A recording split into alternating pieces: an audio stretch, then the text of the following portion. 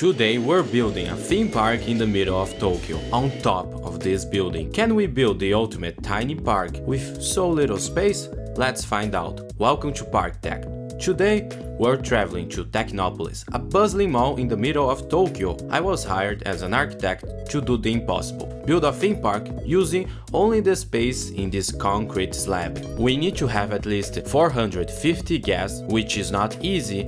That's actually quite hard. However, we also need to have a cleanliness rating of at least 90%.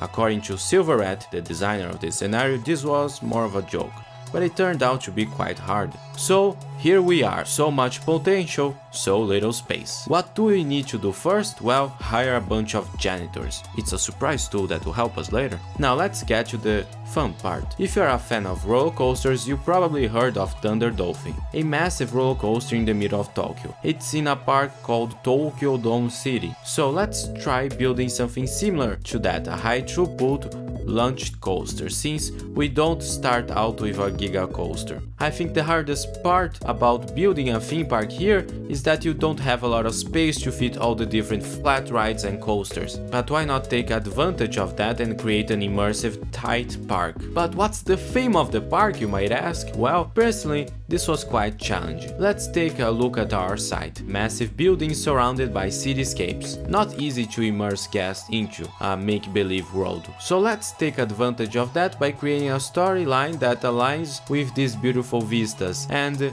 annoying advertisements. I thought about a theme related to inventions, a place where crazy inventors showcase their latest inventions, combining technology and fun. The architectural design of the park will feature buildings inspired by Frank Lloyd Wright's Imperial Hotel in Tokyo and postmodernism. More on that later. Let's design a simple house or station inspired by the Roby House. Frank Lloyd Wright's early houses focused on a horizontal vocabulary, lines that seem to go forever. The original building featured brick materials, however, to have a cohesive color palette with our park, our building will feature red and teal colors that became popular during postmodernism. More on that later. This will help us combine different styles, yet tell one story about inventions. In terms of expanding our little park, we first need money, but we can't take out a loan, so I focused on building flat rides first. But instead of creating a sprawling layout, I focused on fitting as many flat rides as possible. Now let's move on to postmodernism. Postmodernism was an architectural movement that came as a reaction to modernism. We saw architects readapting or reinventing classical forms, reincorporating them with modern construction techniques, with a focus on so-called pure geometrical shapes and pastel colors sometimes, specifically with Michael Graves, and a focus on typologies, which is the study of building forms, think it as a way to copy existing building layouts with cohesion. This is where red and teal come into play. These colors, often associated with postmodernism, give the park a retro-futuristic look, akin to Discoveryland at Disneyland Paris, since it was designed during the height of postmodernism. A cool technique for building is to use the blueprints. Create a blueprint for a module of your building and copy and paste it. This is really helpful when it comes to basic shapes and smaller details. But next up, we're adding a B&M Forest Coaster. This is a very tight layout, but I was able to include a few inversions. Now let's build a detailed station. The train station must fit the design language of our little Main Street area. At this point, we dove deep into the world of Frank Lloyd Wright and postmodernism. The weirdest combo ever, it's like mixing peanut and jam, but it can work. However, I feel as if the park is lacking a bit in storytelling department. What is the backstory of this roller coaster? Why is it here? Well, Dr. Takahashi Kurakawa and his team created the Chronocycler, a machine designed to manipulate time itself. Powered by quantum energy, it was meant to let users experience the future in real time. However, during its demonstration, a catastrophic power surge opened a rift in time, causing the machine to cycle through alternative timelines and distort reality. The chaotic event left the building in disarray. The invention was never perfected. It became a symbol of Technopolis' ambition. Now, the Chronocycler stands as both a warning and an experience for visitors to come, where time itself still glitches unpredictably.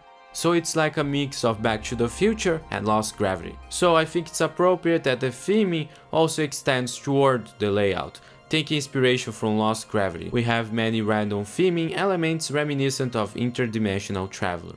We had an unexpected challenge, research. We don't get a lot of flat rides when you start this park, meaning you need to allocate a lot of cash to research flat rides, but also it takes forever. If you've played Roller Coaster Tycoon, you might be familiar with this game mechanic. It's quite challenging, but it's part of the fun. This is why I like Parkitect so much. It follows the footsteps of Roller Coaster Tycoon 2, but with modern rides. Then you'll need more space. But how do we reach said level? Well, I copy a solution from Tokyo Disneyland, and I have these elevated pathways. By putting the stairway here and the bridge here, we can add some kinetic energy to the park. Designer of Discoveryland at Disneyland Paris, Tim Delaney, highlighted the importance of kinetic energy in the world of theme park design.